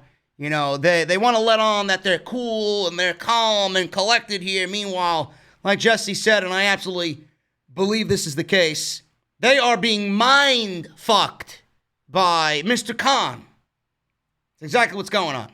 Because everything that they're doing, they're trying to combat AEW, and they should be worrying about themselves, and they're getting off track about what brought them to the dance and why they're so beloved by everybody, and that's long-term storytelling, vision, fucking episodic television with consistency. We're not seeing any of that. Where's my NXT? You even said it, Jesse. Not my NXT. Stop. I didn't think it was a good show. What was the good part about tonight? Listen, we had some. Look, the tag team title match was good. The Cruiserweight title match was good, right? Tommaso Ciampa's beatdown was good. I can't say it was a bad show. It's just not my NXT. It's not NXT. I'll say it for you if you want. It's a bad show. Well, there you go. I mean, nothing fucking happened, and then the stuff that did happen made no sense. Oh. Why is Austin Theory here? I don't know. Maybe we should ask Vince McMahon. Maybe that part was written by fucking Bruce. Maybe he had lunch with fucking HBK today, and then he looked over the script and then gave Bruce the pen. I don't know, man. It is what it is. But guys, that's gotta change. It's gotta change, man. I don't know what's happening in their creative office, but something is not the same. Somebody is rewriting, or somebody is putting handcuffs on people. Something is happening because this is not NXT. This makes no sense. No, it's not. One of the cool things about watching NXT was, the wrestling was a given. You get awesome wrestling, a given. But the second part was simplistic storytelling. It was just simple and it made sense. It wasn't the best storytelling on the planet, but it was simple and it made sense and we enjoyed it.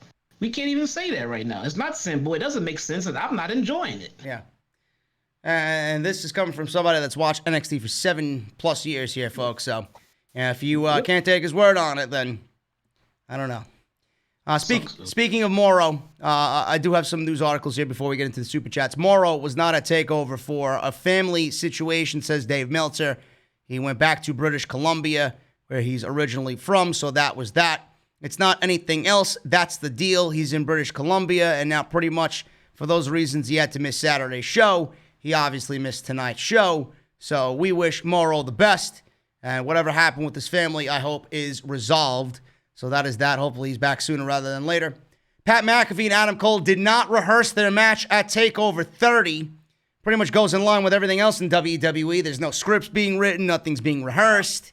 So it is what it is. It fits into the overall mentality of these people in WWE. Meltzer says this, and I quote, "From what I'm told, they did not even rehearse this match. I heard that they just went in there and did it because they knew Pat was good and they know Adam is great. And even then it exceeded. They did some really cool stuff," end quote. So that's that. And the funny thing is, you know I have to incorporate Britt Baker in here somehow. We had James Ellsworth on Twitter tweet out during TakeOver that WWE should give Pat McAfee a $1 million deal. McAfee impressed a lot of people, but I don't know if he's worth a $1 million deal. Britt Baker saw Ellsworth's tweet the next day, and she had an idea of her own. "We should give Adam Cole a $1 million deal," end quote. She tweeted out. So apparently, Miss Cole was not too pleased with the chinless geek known as James Ellsworth. What do you think about that? Is Adam Cole worth $1 million? I think so. Worth $1 million? Absolutely. Sure. Yeah. There you go. Somebody's got to make the money in that household over there. What are you talking about? Britt Baker's going to defeat Big Swole in impressive fashion tomorrow night. What are you talking about? Look, man, I'm just glad we got Thunder Rosa coming over to help save that division. Don't worry. Britt is getting ready to be Superwoman, okay? Don't worry about it. Yeah. It's funny how they're getting ready. They're trying to get the steam behind the women's division and get everybody lined up. Nobody's talking about Brittany being one of those people. They want Thunder Rosa, and they want Evilise, and you want no Britt Baker in that, huh? Listen, fly underneath the radar and blow everybody's expectations away. That's what I say. Yeah, okay. Pat McAfee blew everybody's expectations away. Apparently he's finished with the WWE. Good, but I appreciated the effort. I even admitted I was wrong, folks. I'm not like a fucking idiot on here who's going to argue everybody's take. In theory, I did not like him being there. I don't think it made any difference whatsoever, but I appreciate the effort that he put in. He looked great, and Jesse thought the same thing. But he did mention that he is done with the company. He's not under contract with NXT, nor does he have any more commitments to NXT, but he did not close the door on a possible return for a second match. He said this on his podcast. So for when it came to the match on Saturday, I was only focused on that match. I was only focused on that. Okay, how do I go in here, put on a hell of a show, hell of a fight, and get a win, and then we'll worry about everything else after that on Sunday. We'll cross the bridge whenever we get to it. And I've heard the conversation start all around me, and there was a lot. Even my mom was asking, well, are you going to do this again? I'm like, well, let's worry about that on Sunday. And then I got to Sunday. Obviously, I woke up, neck was sore, back was sore, foot was sore. I got flipped on my head, to be completely honest. I'm not 100% sure what's going to happen. I'm not under contract to do anything else with Mr. H. I assume he and I will talk about this at some point because I heard his comments in the press conference afterwards, which were very nice. McAfee also noted that his goal was to put on a performance that showed respect to the business, which he thinks he did just that when watching the match back. He said he made some mistakes in the contest, but also heard so many positive things from the NXT locker room. I would be up for seeing him again in the ring. I think he's better as a mouthpiece for sure. Or if he wants to do some commentary for them, I'd be up for that. But being a full-time professional wrestler, I don't think that's going to fly. I'm not for that. But if he wants to come in for another one-off, if it makes sense, after what we've seen on Saturday at TakeOver, I'm all for it. I'm all for Pat McAfee coming back and doing whatever the hell it is that he thinks he's comfortable doing. Yeah. To be honest. I mean, and I'm not saying that for every part-timer that wants to do it, but when you put on a match like that and blow everybody's expectations out of the water, I'm not going to sit here and limit any idea you think you might have next for the company. You want to do it? I'm open to watch it because I was impressed and I want to see what else he can do. But also don't entirely believe how that match was not rehearsed. I mean, they did a trust fall. This guy did a top rope spot. I mean, there's no way they did that spot with him without going over at least some spots. Not even that, man. The fucking leapfrog to the top rope into the superplex. You mean to tell me they didn't practice that shit beforehand? Yeah, they practiced. Maybe they just practiced the high spots and they just let Cole call the match. Maybe that was it. Yeah. But well, maybe he's trying to. I could see him being the type of guy to come. Oh, I didn't practice that or whatever. You know, but it is what it is. But he did an admirable job for an outsider coming on in. It was probably better than half of the shit I've seen them do in that realm. But I would be open for it again. Brassman in the chat. Thunder Rosa is awesome, but is she better than Britt Baker? Probably not. Bro, listen, I know I joke around, but give me a fucking break. Really? Come on. I saw that ridiculous comment. I was gonna ignore it. That was the dumbest thing I've seen in the chat all night. Dude. Oh my God, dude. Come on. All right, guys, that's the end of the review. We got some super chats open. Here, so let's hit these up. Daniel Easter Day, $2 super chat. Here to always support the show. Hashtag off the script. Thank you so much, man. Sean Planet Stasiak, $4.99. Why weren't you a fan of Alberto Del Rio? He had a great gimmick with the fancy cars and personal ring announcer and could wrestle. Yeah, you know why I wasn't a fan of his? Because they took that all away from him. They stripped him of his character and his identity. They made him just like everybody else because he was over. And then he obviously became a psychopath and an abuser. So, why would I be a fan of Del Rio? Give me a break. Del Rio's a piece of shit. But thank you for the $4.99. Yeah. Papo Jr., $20 bomb. I met a 7-year-old today wearing a Bret Hart t-shirt. I was shocked. I asked who his favorite wrestler is. He said, read it and weep. That shows me the future sucks for the new fans of WWE. What a shame. Love the OTS community. Bret Hart is his favorite wrestler. That's a nod to the parents who teach their kids the right values and how to worship the right wrestlers. Yeah. I know when I have a son, he's wearing a Bret Hart t-shirt for sure. Absolutely. I ain't showing him this fucking new shit. Showing him the old shit. Bobby the Brain and Gorilla and Mr. Perfect and Bret Hart. Those are the ones I'm showing. Not Roman or Alexa or Charlotte. Give me a break. Come on. Mr. Cake. Oh, Papa, thank you for the $20. Mr. Cake, $2. Hi, JD. We looking at an Asuka situation with Kross. What situation would that be? Giving up the title and then coming to the main roster? I mean, Asuka gave up the championship because she wasn't hurt. She just gave up the championship because she was champion for 900 days. What else can you fucking do after that? 8 million days straight. And she's getting tired of beating people. She moved on. Yeah. Kross will be on the main roster. There's nothing for him to do in NXT. He did what he did, the only thing he was there to do, and that was win the championship. Yeah, so. If you put him back in, here's a problem. If you put him back in NXT, eventually you're gonna have to beat him. Yeah. And is there anybody there that is at that level to beat him? No. Nope. No. So you might as well just demote him upon recovery. But thank you, Mr. Cake, for the $2. JP5150, $5. JD, Karrion Kross dropping the NXT title only means doomsday for his return as Vince kills anyone from NXT enjoying OTS with the source of truth. Thank you, JP. I appreciate you, man. CC Steven with a $10 super chat. What's up, bro? He says, I just wanted to congratulate you on being right again, JD. You said weeks ago that WWE should not put the title on Kross this soon because it wasn't fair. Their favoritism once again backfires. Well, not only that, it was their mentality in regards to to AEW. They want to beat AEW so badly that they got blinded and had shit creative. They get such tunnel vision when it came to trying to pop a rating that they just negated all long-term booking for that moment. And Yeah. this is the result of it right now. Yeah. Justin with a $4.99 super chat. JD, I got your shirt today. It looks great. Can't wait to wear it during SmackDown. I can't wait for the match next week. I think Champa will win. Bro, I'm going with Balor. Enjoy that t-shirt, man. I just got mine delivered today as well. It feels awesome. JD's NEGAN shirts, go and get it. Link is in the description. And guys, I got the masks. Mouthmasker.com/OTS. Look at how great these black masks look, man. Fucking awesome.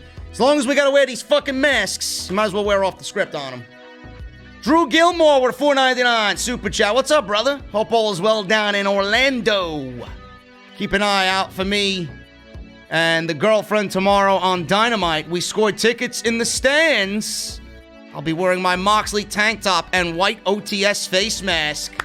There you go, bro. That OTS white mask is definitely going to be visible in the Daily's place. I'll be looking out for you, man. Enjoy that show. Stay safe. And let me know what happens. Mr. Cake, $5 super chat. Hey, JD, I just want to ask myself where Keith Lee and Matt Riddle would be if Velveteen Dream never got injured. Ooh, I'll take that one. Go ahead. Velveteen Dream would be the NXT champion. Yep. Keith Lee and Matt Riddle will be feuding over the North American title. Yep. That would be the best situation. You know, Matt Riddle being pulled when he got pulled, you know. Listen, I'm all for Matt Riddle being on the main roster, and they're really not doing anything with him. He's not lighting the world on fire over this. It seems like right now they're sitting on him. He would have been so much more dynamic in NXT. He could be used right now. You know? Needed. If Kross didn't get hurt, Kross versus Riddle? Come on, man. Jesus Christ. Frankie, 60, what was this? Frankie 651, $5 super chat. What do you think could save Retribution at this point after screwing up their debut so bad? Nothing. It's got no vision. Nothing. So then it's got no legs to stand on. Look, Roman being the leader, maybe? I doubt that. When we say nothing, there's nothing they can do to fix this now. Now, the premise and the idea was, workable and doable, but the way they've carried it out over the last few weeks, there's nothing they can reveal at this point to make us say, oh, okay, this makes sense and we loved it. No, there is nothing they can reveal that's going to have everybody not shit on it. It's already failed. Yeah. They need to unmask somebody. They need to generate some more interest instead of these random attacks for no reason. Why are the attacks happening? What do they want? Who is it? You got to give me something. Seriously. Gino Morgan TV, $2 super chat. I like NXT and AEW on separated days. I enjoy both. Me too, bro. A lot easier. Yeah. Frank San with a Canadian $2. Who would you rather smash? Nia Jax or Abaddon? I'm going to go with Abaddon. With a brick? We might with a brick? I'm going to go with Abaddon, bro. It might not be pretty, but I'll go with Abaddon. Well, there's your answer. Jacob Donnelly, $5 super chat. Do you think Rhea Ripley should be demoted to the main roster? She's lost in the shuffle in NXT ever since WrestleMania. I don't give a fuck where she goes. I'm not a fan of Rhea Ripley. Just not. It doesn't matter. Doesn't matter where she goes here, she goes there, she goes to fucking wherever. She's gonna be treated the same way she's treated now, like a loser. Put her back in UK. Yeah. You know what? Move her to UK. Bring Tony Storm over to NXT. How about that? Yeah. There you go. There you go. Nice little trade there. Aracia 90H with a $10 Canadian. Idea for Retribution. He says, the mistreatment of NXT. Examples, Vince killing Gargano versus Ciampa, not caring about NXT until AEW came around, Charlotte burying the women. That could add more names like Ciampa and Rhea. That works. I'm not giving them the benefit of the doubt to tell that story because it's going to make NXT seem like they're better than the main roster. And Vince is not for that. We already got them winning Survivor Series, and we know that killed Vince McMahon internally to give the Survivor Series to NXT. And the only reason why Vince McMahon did that was ratings. And NXT was in the Survivor Series for ratings, and that was it. What happened after that? Nothing. I like the idea. I just don't give them the benefit of the doubt to tell those stories. That would be dipping too much into the fourth wall. It would be breaking kayfabe at that point. Vince doesn't want anybody knowing any of that shit. Kyle Vent. Hold on for a second. Yeah, Did you catch the comment by Shayna Baszler to Nia Jax? No. She referred to her as, I don't remember exactly what it was, but it was something calling her something along the lines of Haystacks Calhoun. Yeah. Who was known to pretty much injure his fucking opponents. Oh, is that what that meant? Yeah. I even said it. I'm like, I don't know who the fuck this is. Haystacks Calhoun. It sounds like a cartoon character. No, he was the guy was known for working and injuring his fucking opponents, legit. And she was shooting on her hard, man. Interesting. Yeah. That's the state of fucking Monday Night Raw. Now we got Haystacks Calhoun being mentioned in reference to Nia Jax being a botch queen. Yep. Kyle Ventura, $2. Just a donation. Wish you both well. Thank you so much, man. Bradley Robinette, $2. Congrats to your Braves, man. I hate the Yankees. Did the Braves sweep the Yankees in a doubleheader today? Let me check. Oh, my goodness. We got a sweep. Just move on. God. Max Fried is 5-0 with a 1.35 ERA. Bro, you can't see me. Can you imagine if Soroka was not hurt? Oh, my God. You may be looking at the World Series champs if that's the case. Oh, wow. Hey, how many no-hitters do they have? Who gives a shit? Oh, now who gives? Oh, okay. Oh, God. Some people in the chat were saying the NBA season may be canceled. For what? I don't know. I haven't heard about anything being canceled past today. Now, I've been here with you, but I haven't heard anything about being canceled past today. Huh. But I saw other organizations are starting to boycott and not play. If you don't know what we're talking about, guys, we're not going to get into that. No, it's not even worth it. Check social media and do all that stuff your own. But I mean, same old stuff, man. We got Jay Riddick with a $1.99 super chat. How do you guys feel about Wade Barrett? Well, we talked about Wade tonight. I think he did great. Jesse said he thought he did great as well. Yeah. So he is welcome back anytime. Mr. Cake with a $5 super chat. Hey, JD, was planning on getting an NXT title replica. Then I got the idea of you getting a 24/7 title that you could personally, unless you're going to buy it for me, bro, I'll burn it. Seriously. I'm not buying any replica titles, especially the 24/7 title. If I buy one, it's going to be the NXT UK title because I think that's the best looking title in the company. Justin Strippin with a $9.99 super chat. After years of jobbing and being buried on the main roster, it was great to see Breezango not only have their careers resurrected at NXT, but to finally become NXT Tag Team Champions. Well, it's great to see them succeed, but they're pretty much placeholders for the Legado del Fantasma guys, in my opinion. And we talked about that. Obviously, we went over that in the show.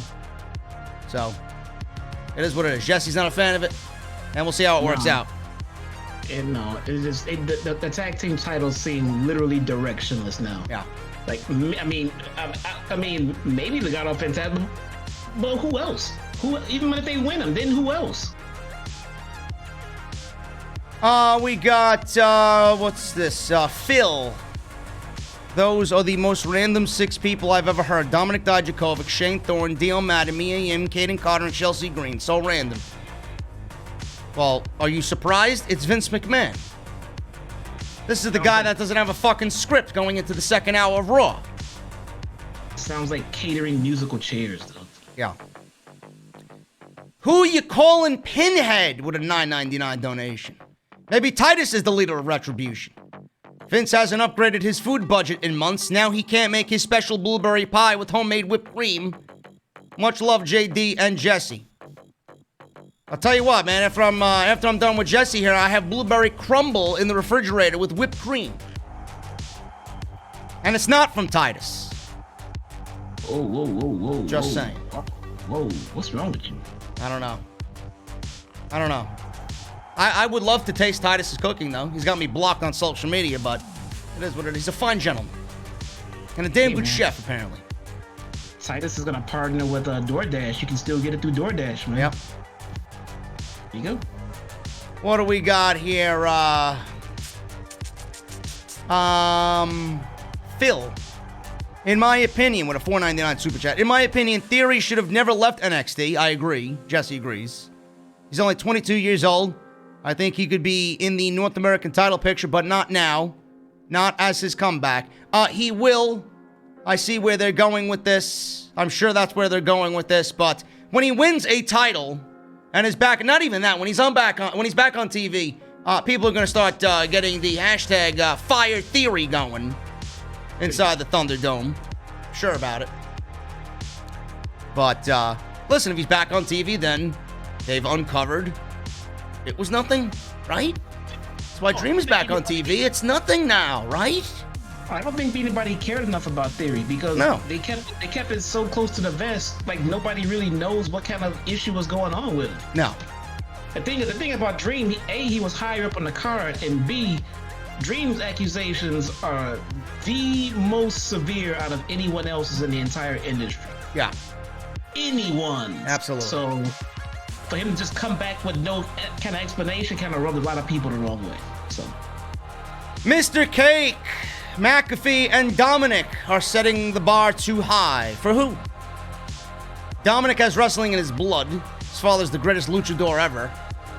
And Pat McAfee, he did what I wish a lot of outsiders would do, and that's wrestle. Simple. Come on, show up. Have at least some training. Yeah. That's another thing about McAfee too. To say like, I mean, if he only trained for whatever it was, I heard stories he trained for a couple of weeks. I heard stories he trained for a couple of years. If he focused on his training even harder and came back in a full-time run, again, I can't sit here and say I'm opposed to it because I enjoyed what he did for that one match. Me too. If he can improve on that, I wouldn't mind seeing him. But I would think he would be best served as a manager, as a mouthpiece heel manager who can be thrusted into certain situations to get in the ring and mix it up when you need him to. Let me tell you something here. Mr. Rax in the chat. JD should stop doing AEW review. Listen, bro, I'm not gonna explode on you like I do these other fucking geeks in the chat the last couple of streams, but you want me to stop doing an AEW review for what? Number one, I get to spend some decent time with a good friend of mine here, okay? Also, if I showed you the revenue from the live streams, you know, would you want me to actively give up fucking revenue coming on into the channel? I mean, Jesus Christ, man, I hope he ain't managing anybody. And why wouldn't I cover AEW? It's the best weekly wrestling show every week. Give me a break. And I'm not saying that as a fucking shill. I'm not on Tony Khan's payroll. I wish I was. I don't have tickets to Dynamite tomorrow. I don't know anybody in the well, maybe I do private party. But I don't know anybody there. I give constructive feedback and criticism. I haven't praised everything they've done. We actively shit on the women's division every fucking week. What do you want from me? Yeah, seriously. You want me to ban him? I'll ban him. No. He's good. If he gets out of hand again, then we can bench him. Indigo, $2 super chat. Hey, JD and Jesse, much respect. What's up, bro? Hope you enjoy your new t-shirt. I got your tweet. Brassman with a $9.99. Sorry about my dumb comment. I deserve that. Is it worth the $10 super chat? Thank you so much, bro. Now you know not to talk shit about Thunder Rosa. Come on. Fucking dumbest. Horatia, $2 Canadian super chat. Good review, guys. Thank you so much, man. JoJo Wrestling, $5. Looking forward to Mr. Brody Lee. Celebration tomorrow on Dynamite. Me too. I wish he dropped some F-bombs like he does on Being the Elite, but I get it. It's TNT. God, it's so hilarious, dude. Brody, the Dark, if you don't watch the Dark Order on BTE, you should. If you like wrestling comedy, watch BTE. Because this is what I do like about AEW. As we do see some of their comedy there, they do push a lot of their comedy crap onto Dark and to BTE, which I can appreciate. Yeah. It's nice that they have personality, you know, outside of what we see on TV. So Yeah, that's one of my favorite parts about being the Elite. I love Brody Lee just going off. Sounds like me. David. Whacking people with papers. What happened? He's just whacking people with fucking papers. David Works, $2 super chat. Who would you smash? Peyton Royce or Billy Kay? I'm going Peyton Royce. Come on. I don't find Billy Kay to be attractive whatsoever. That's just me. Wife. Jacob Donnelly, $5 super chat. Who should be AEW's catering guy? Pineapple Pete. Oh, well, fuck that, man. Pineapple Pete. There's a main event. It's in his fucking name. He's got fresh pineapple every week. Come on. Who asked that question? I got something. Jacob Donnelly. He's a VIP to chat. He can ask whatever he wants. Let's see. Man. Jackson Elkins with a 199. Is it me or has Johnny Gargano's heel run been bad? Oh no, Johnny's been great. It's the fucking writing that's been bad. Johnny's been awesome. That heel run, even the run itself has been fine. Yeah. He could be booked better. I mean, look, I don't want to say he could be booked better because this is kind of like how AJ Styles is not booked at the top of the card right now. Everybody can't be at the top every time. As long as wherever you are on the card, you're booked fine. You're booked well. AJ's been booked well in the middle of the card, and so is Johnny. I mean, they both need to be elevated. I agree with that, but I don't think he's been booked badly. Your boy Chris, $4.99 super chat. What's up, JD and Jesse? Congrats on the Braves sweeping the Yankees. Balor wins the NXT title next week. Who does Balor drop the title to? Champa. Thank you, Chris. I did not expect the Braves to sweep the Yankees either. I was expecting the other way around. Mr. Cake, another $5. Hey, Jesse, you think we'll ever see Pineapple Pete on Dynamite again? Much love to you and JD. Pineapple Pete is a main eventer anywhere in this country, man. There you go. I don't know what's wrong with you people. Fucking shit. And JoJo Wrestling with a $2 super chat. Dark Order should have their own YouTube channel, he asks. No. Get their own website. Join the Dark Order. Yeah, go join the Dark Order. Go be a disciple of Brody Lee. There you go. Seriously. He whack with fucking papers, he'll come back. Guys, that is it for us. I got Crumble to eat, and I got shows to catch up on, and you got Off the Script to watch if you missed the live stream. Not only here with NXT this afternoon, and then tomorrow afternoon. Heading on into the weekend, man. It's going to be another big weekend. We got another fucking pay-per-view to cover. Payback. So I will be here all weekend long. I'll be back tomorrow live with Jesse talking about AEW. Any parting words, man, before we get the hell out of here? I want my NXT back, man. Yeah. I don't know what's wrong with it.